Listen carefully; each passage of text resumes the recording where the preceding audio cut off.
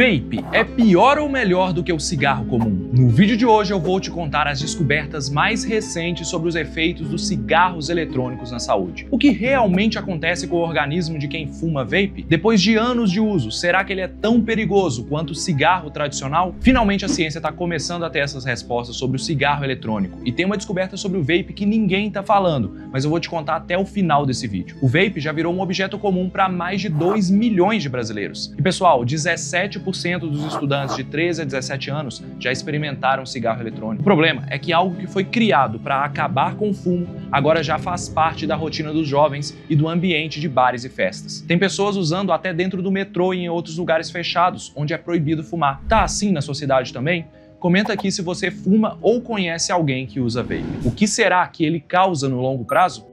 Já que o perigo do cigarro comum está na fumaça tóxica da queima do tabaco, era só criar um cigarro que não usa fogo nem tabaco. Esse é o vape, um aparelho que usa eletricidade para esquentar um líquido e transformar em um tipo de vapor, com partículas suspensas que a pessoa inala. Na teoria, o líquido dos vapes só tem substâncias seguras para humanos, mas na prática, não é bem assim. Vamos começar olhando para o gosto atrativo dos vapes. Quem dá os aromas de canela, menta, manga e por aí vai, são aromatizantes muito usados em alimentos industrializados. Todo mundo já comeu uma bala que tem algum aromatizante. E em pequenas quantidades eles são de fato seguros para comer. Para inalar não é a mesma coisa, e é aqui que a história fica preocupante. A maioria dos aromatizantes não foram nem testados para serem vaporizados ou inalados. Nós estamos começando a entender os efeitos dessas substâncias nas vias respiratórias, e as descobertas não são nada boas. Até 2021, os cientistas já tinham identificado 65 aromatizantes dos vapes que causam desde irritação até morte das células pulmonares. Sem contar que, analisando os vapes do mercado, os cientistas encontraram metais pesados como arsênio e chumbo e até substâncias usadas para fabricar desinfetantes e inseticidas, todas comprovadamente perigosas e tóxicas dependendo da quantidade. Como a venda de vapes é proibida em vários países, não tem controle de qualidade nenhum, pessoal.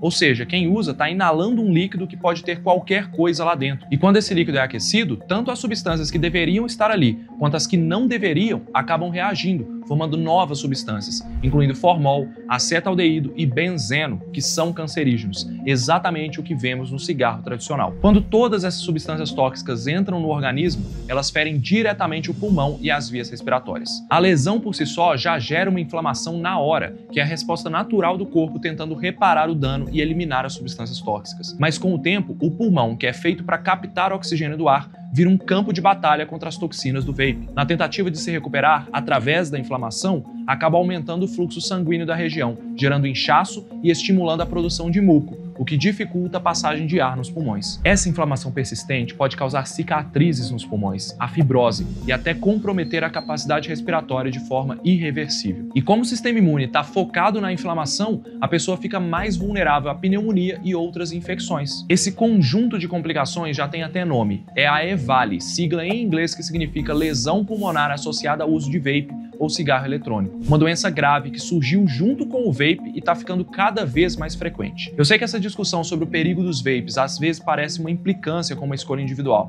Afinal, cada um é livre para usar cigarro se quiser, seja ele eletrônico ou não. Mas aí eu te pergunto, será que 100% das pessoas que experimentam um cigarro eletrônico sabem dos riscos envolvidos? Uma coisa é você escolher usar vape de forma consciente, outra bem diferente é te convencerem de que ele é seguro. E tem um detalhe que confunde muita gente. Como o cigarro eletrônico tem design moderno, às vezes colorido e até com desenho animado, não parece que vicia. E é nesse ponto que o cigarro eletrônico pode ser pior do que o cigarro comum.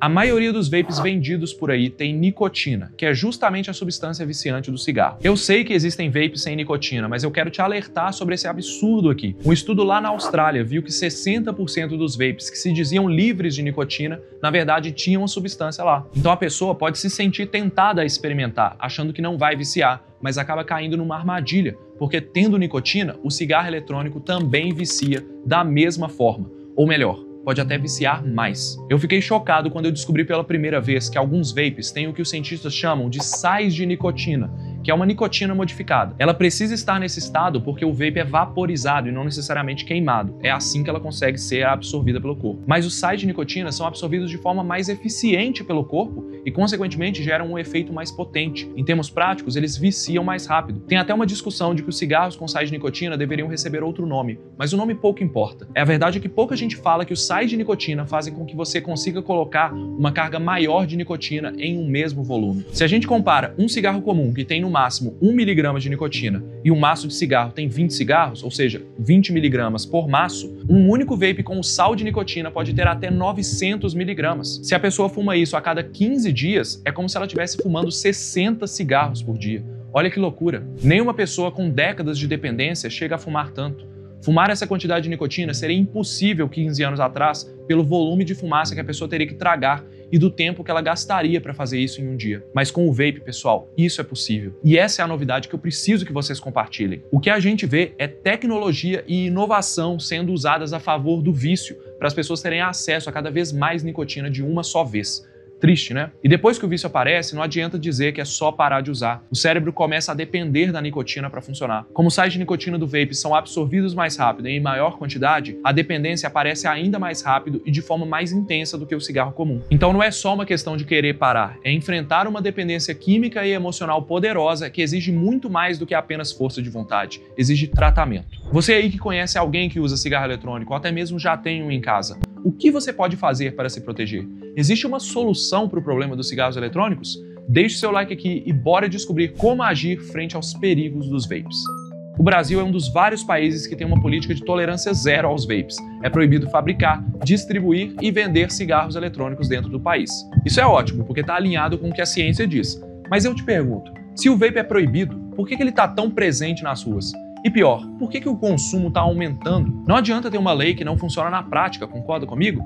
Então precisamos fazer valer a lei. Enquanto isso não acontece, cabe a nós nos protegermos de forma individual. Em se tratando de cigarro, sendo eletrônico ou não, a regra é: não experimente, não comece a usar. E caso você já seja usuário, quanto mais cedo você procurar tratamento e parar de usar, melhor para a sua saúde. Algumas pessoas que fumavam cigarros tradicionais até dizem que só conseguiram largar o vício quando passaram a usar cigarro eletrônico. Mas aí elas trocaram um vício pelo outro, que é muito pior. Se você quer realmente parar de fumar tanto cigarro comum quanto o eletrônico, ligue 136, que é o Disque Saúde, e peça informações sobre medidas que realmente funcionam. Ou então procure o posto de saúde mais próximo com atendimento psicológico ou atendimento psiquiátrico no SUS ou no plano de saúde, porque sim, existem tratamentos gratuitos para parar de fumar. Assim como o SUS também oferece tratamento gratuito para você que vive cansado, mas talvez esteja com deficiência de ferro. Clique aqui para descobrir outros sinais dessa doença que você pode estar ignorando sem saber. Um grande abraço, evite fumar o famoso pendrive e diga olá ciência.